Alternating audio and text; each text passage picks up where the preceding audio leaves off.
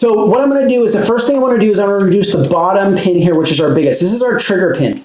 And basically use your Glock tool. I'm going to put my finger underneath to push out. And let's get some heft to it. Holy moly.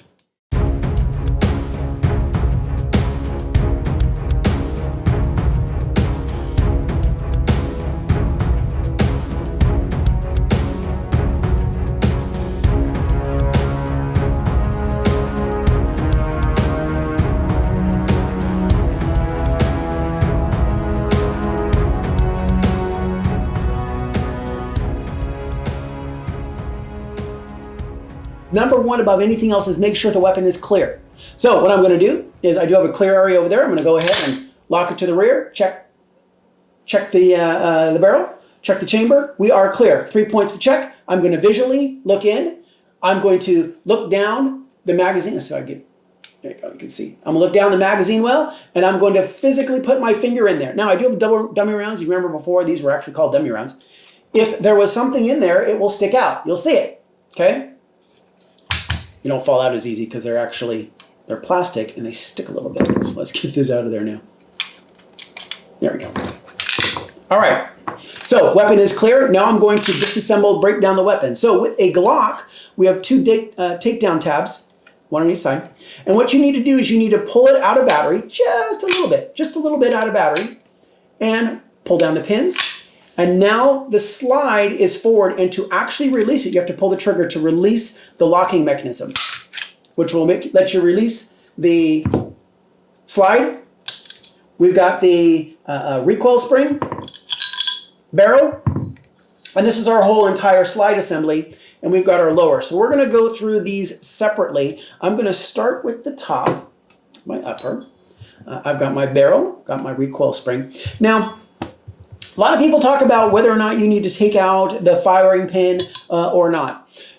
I like to take out the firing pin. I want to inspect the firing pin. I want to make sure that everything is clean in it. And with Glocks, you get a little Glock tool, and this is it. It's just a piece of plastic with a metal rod in it. And what this is going to do is it's going to allow me to break down the firing pin. Now the firing pin, it's a striker, is sitting right here. And you can see, here's the firing pin protruding. You can see here, it is. It's going to look closer here. There's the firing pin.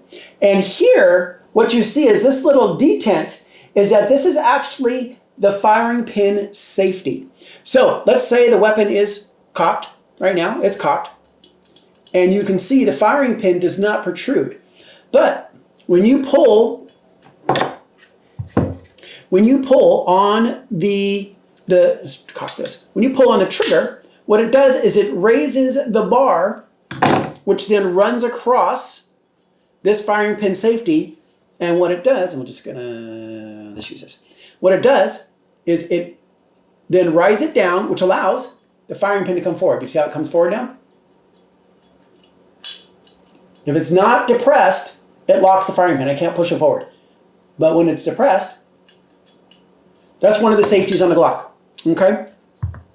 So to remove the firing pin, we've got a back plate here, and we're going to need to remove slide cover plate. We need to remove it. And once we remove this, there is a spring and the extractor plunger that sits right along the edge. This is the edge of this is the other end of the extractor plunger. You see it here? That's it right there. And it sits right along this edge. So the plunger sits right about here. There's a spring that's right behind it. And then there's basically a lack of a better term, a plug that's on the end of it that's sitting against the cap here, okay? So what you're gonna see is that right here, what we have is the firing pin channel liner. It's just a little liner that sits there, okay? I need to get that out. Now to get that out, I've gotta move this firing pin forward, right? Because the firing pin's not going forward. So we depress the safety pin, the safety plunger, roll the firing pin forward, which will allow me to get, now I need to get under here to pull this down to release the tension on the cap without all of that moving. So let's do this, push it, there we go. And now, come on, there we go. So now I've got it free and I'm holding it because those that have ever worked on a 50, you got the back plate on a 50 cal machine gun, you've got that gigantic spring that compresses. There is a spring there. So we're going to pull this off. You're going to hear a little pop because the spring that's holding in the extractor plunger, you're going to hear it go pop. Right there. That's what I'm holding in because there it is. Here's our extractor our extractor spring and plunger. So we're going to pull out the firing pin first. It's much easier. So firing pin just slides out. Super simple. It slides out. Now, you can break this firing pin down more. Can I break it down more? Yes, I can go ahead and depress the spring, take off the two spring cups. These are two. There's two halves. They separate, and then I can take everything apart. Do I want to do that? It's not needed. I don't need to do it. So I'm going to set that aside. Now, what we're going to do is we're going to go ahead and get out the extractor. Let's let it come on out. Let's just move this out a little bit. There we go. So here is, and these are two, they're just held together, so I'm just going to twist it. Try not to pull your springs. People want to just like, ugh! Well, what you do is you start to stretch the spring, so don't do that. So here is the extractor plunger. You have a little detent in the tip there. You can kind of see it. And that is what the spring goes around. So if you ever get confused, like, oh, where does it go? That's where it goes. It goes around it. Okay. And what we have now is we have the plunger, which is here, and then we have our extractor. So the extractor comes out by depressing the plunger. Okay. Right now it's not going to come out. Once I depress, I'll show you how that works. We depress the plunger, the extractor will pop out. It actually falls out. So just like so. And here's our plunger. So the way these are working is that the safety plunger is sitting underneath the extractor. It sits, it sits underneath it, okay? And it's riding right along here. So when you depress it, you're able to clear it. I'm sorry, right here. Right there. And when you press it, it's able to clear and you're able to use it. Now, here, right here, this is the little teeny tiny claw. This is what's grabbing our rounds when we go to eject. That's what's grabbing it right there. That's what is working. That's how everything works together. It's grabbing the round, pulling it back, and it's ejected. And we'll show you what the actual, on your lower, this is your ejector here. Everyone always wonders what it is. That's what it is. Because if the round runs back, it hits there and it throws it out. That's why you see it's also at an angle. Please don't try and straighten that. It won't work very well. That's not what it's for. Okay, so this is as far as I am going to disassemble. Now, some of the things I'm going to be looking at, obviously I'm looking at where the firing pin runs. I'm looking at where the extractor runs, or the plunger, sorry, the extractor. We can see that you can see a little, like a ball right there. That ball is where the extractor sits in, okay? So this is as far as I'm gonna go on my slide. And I've got my parts now.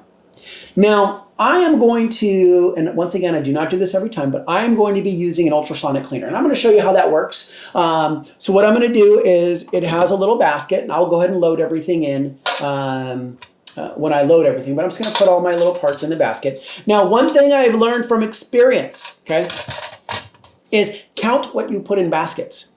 Are these holes big enough for stuff to fall through? Absolutely, okay? What I'm going to do is I'm going to put these together just so that they're a little bit more resistant to effectively disappearing. Now, if you can see, I don't know if you can tell if it's dirty. It is dirty, just a little bit. There's a little bit of little dust in there. Let me, we're going to do this. Let me turn on the good old iPhone light so you can get a look in there. You can see, I'm just having an angle. I don't want the light shooting straight down the barrel. But you can see, a little dirty. Just a little, not a lot. But putting this in there also. So now we got 1, 2, 3, 4, 5, 6. Yes, we've got these two together, but we're still going to count it as 6. We do have some more parts that we're going to be putting in there. Now, one thing about this particular ultrasonic cleaner I have, and I'll show you that, is that, you see, it's not big enough for my slide. My slide is big, and I can't warp it because it won't sit in the tub. But I'm just going to have it sit at an angle. I prefer to have the back end of the slide where the firing pin is and everything, that part to soak, rather than the front. There's really nothing at the front, so we're going to just leave it as is like that. Now we have our lower, all right?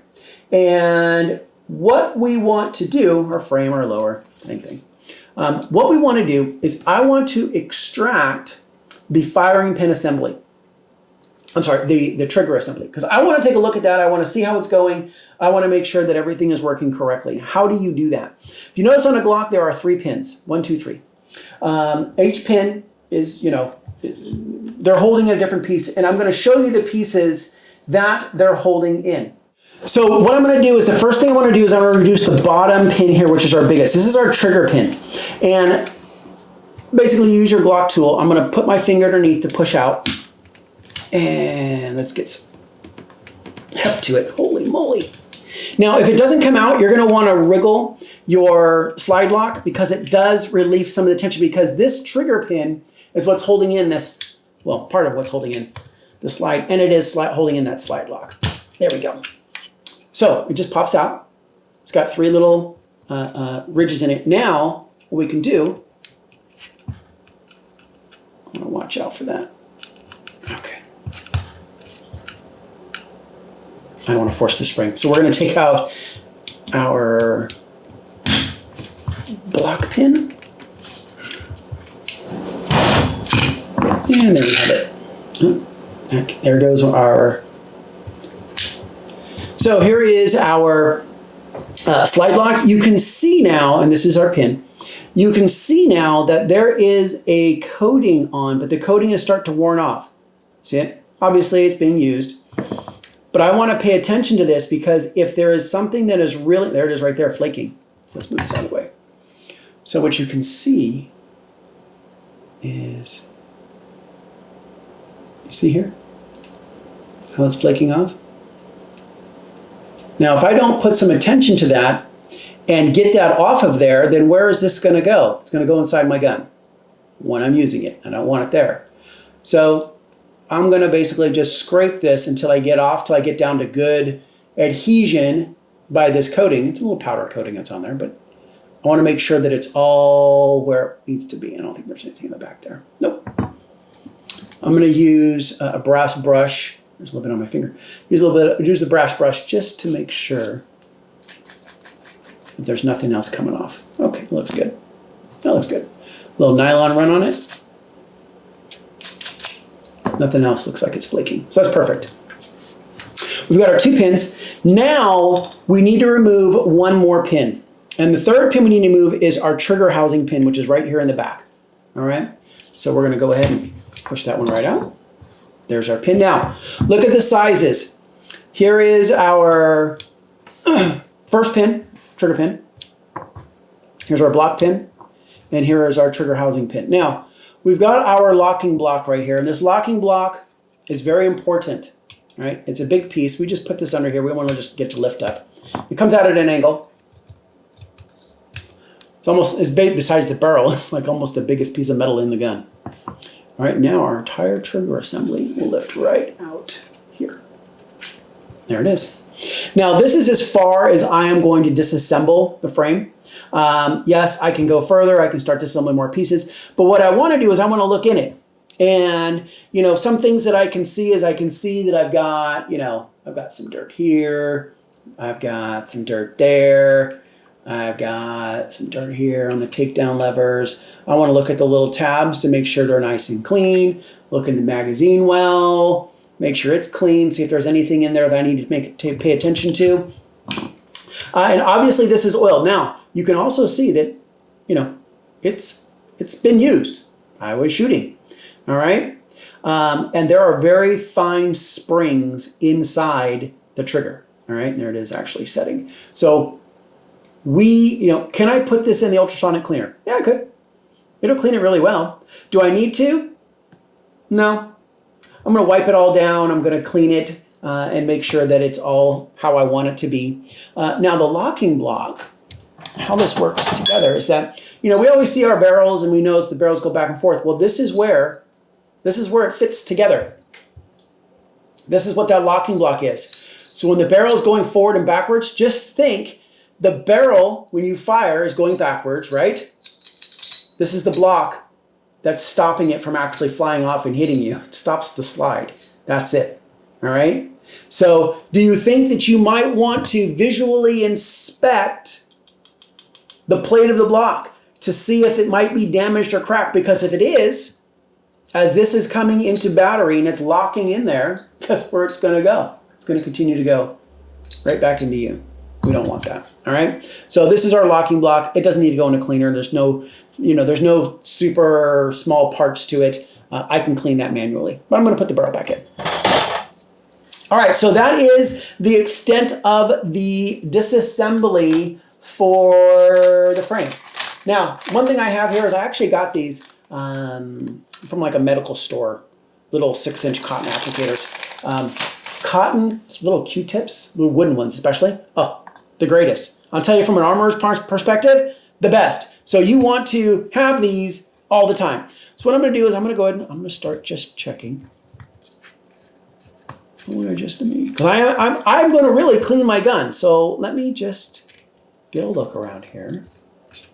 What I'm looking at, I want to make sure that some of my tools, I've got nylon brush, I've got a blue nylon, and I've got a brass brush. These are perfect. Even though I see that there's nothing in the tracks, I'm still going to give it a little brush down, make sure it's clean. I'm going to go ahead and wipe it down. Now, one thing I always do is I always like to clean inside the magazine well. It's just something I do. Because I want to make sure that that magazine well is clean. Now, there's a lot of different types of rags you can use and different tools you can have. This is kind of getting chewed up a little bit, but it does work really well. It's a little microfiber cloth. So what I'm going to do is I like to clean this magazine well. Once again, hey, that's where all of my my goodness is loaded from. So I just kind of wipe it through there. Get a look in there. Looks good. Looks good. And get some oil. Alrighty. I'm thinking frame. Let's just get another little look around here. A little look around there. Now, can you use compressed air in cleaning your gun? As an armorer, yes, you absolutely can. Anybody tells you can't, you're blowing condensation in your gun. It's gonna, no, it's not. No, it's not. It's not. If you're, can you use like those little spray bottle compressed air that you get from cleaning your computer? Absolutely, you can use those. Don't let it turn inverted and start to spray, super cold contents, the Freon or whatever it is that's in there. It's probably not Freon, but whatever it is. Let's not do that. But I'm thinking that is about as far as I need to go on this. These are all clean. You can see, look at it. I just wiped it down a little bit more. You can see how that's all the carbon in the gun. Now, can I put this frame in the ultrasonic cleaner and basically clean it really well? I could, but I don't need to. I don't think it needs it. It's not going to need it. Alrighty. And I always like to check around the very front because this is where you're going to get the powder of the rounds coming out. Now, it does stick out a little bit, but on like a 45 1911 or on your rifles, that's where you're going to see a majority. This is obviously a polymer case, so you're not going to see as much there. All right, everything looks good. All right, so let's go ahead and just wipe down our parts. Now, depending on how long you're going to be storing your weapon will depend on how much oil you put on your gun. I always recommend a very, very light coat. Light. Doesn't need to be dripping. The only time I ever put basically gallons of cleaner. Now, one thing, Uncle Sam, we all use, it's all CLP. Now, you can use other types of oils. I've got this Lucas gun oil also. There's a lot of different kinds out there. You can use whatever you want. But the only time I basically literally slathered my guns in oil, just dripping, was when I was in the Gulf. When I was in the Gulf, there's a lot of salt water. Guns are always out on station. They're always, prepped and ready to go. And they would turn orange in literally a couple days. It was just because the spray, we had covers made for them, canvas covers made from locals. Yeah, it didn't work. It didn't work at all. There's nothing you could do. And you had to make sure they were always on station. So you couldn't, put them in the gun locker and then bring them out again because you needed them ready. So it was just, yeah.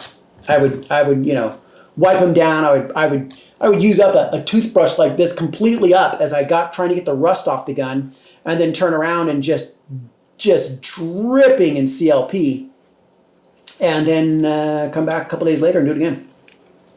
And we had 2 forward 50s, 2 rear 50s, and 2 20s. So I had to do 6 guns, 6 of the big guns. I broke them down over and over and over and over and over and over and over again. Definitely had to clean the barrels, because you want to make sure that the barrel isn't rusted because it's sitting there on station, like I said. And me would sometimes bring a spare barrel and just swap it out. And then, because it's just too bad, it was just too nasty, and I would swap out the barrel and take it down to the armory and spend the next hour cleaning it, and then oil it, put it in my locker, have it set up for maybe a next swap out. Because the barrels, as people know, on your 50s, on your 20s, on your 60s, the barrels are made to swap out. Because they get hot barrels, swap them out. This looks good. Let me I'll grab me another one of my little medical Q-tips. And I think I got like 500 of those for, I want to say less than $10, honestly. Really, I want to say they're less than $10. But, if you want to spend more, go knock yourself out. But always think of other places you can go, other things you can do to get what you need. See, there we go. It's a little dirty. I want to get that. It's bugging me. It's bugging me because I'm an armorer. It's bugging me because this is what I did. It's bugging me because, if I was prepping my gear for teams going out, then I want to make sure that it's going to work. It's going to work so that when they need to engage or defend, that they won't have to worry about it. Yes, you're going to clean your own guns. You're going to check your own guns. But when my stuff goes out, it's going to work. It's not going to have a problem. All right. So once again, yes, you can clean to whatever you want. As an armorer, I recommend cleaning your gun to the minute detail. And then when you go out, the condition of your weapon. You've inspected. You can see different things. Like just right here on the slide stop, slide lock, slide stop, whatever you call it. It had some of this powder coating coming off. And by scratching it, I can see. Now this is just a brass pick. You want brass, not steel. Don't get like dental tools because that'll actually damage. And I have plastic also. But it allows me to get that cleaned right there. So I know that it's not flaking anymore, any of that potential powder coat into my gun. All right, so these parts are clean. I am satisfied with those. I'm going to go ahead and get the ultrasonic cleaner set up. We're going to get that going so that we can clean the main parts of our slide and get those up and ready to go. Okay, so we've got our parts here. This is my ultrasonic cleaner. It's a, Horriday. The Horriday lock and load 2-liter cleaner. What I've got some ultrasonic cleaner, and what it requires is a 40-to-1 ratio. So I need to put in distilled water is preferred, and 1/2 ounce of solution into the tub here. So I've got some distilled water. You don't need to see it's distilled water. Oh no, your gun is getting wet. It's going to be fine. From having guns out in the ocean and having guns out in underwater, the gun is going to work just fine. So now we've got our water in there. I'm just going to shake up our solution. And I need 1/2 ounce. Okay, so it's basically 14 milliliters. For us that are, from the uncivilized world, it's about a teaspoon. Oh, I'm sorry, a tablespoon. So there we go. About a tablespoon. Alrighty, it has like a citrusy smell. That's what I can smell. It's like citrus. So, a couple things that we need to do with this. All right, there's a couple functions. First and foremost, we can basically heat and degas. So the first thing I want to do is I want to come over to degas I'm going to turn on my heater, and right now it's running. Okay? So it is degassing. It's going to do that for about a minute, minute and a half. And what that does, get this going. What it's going to do is it's going to vibrate the fluid to get out the bubbles.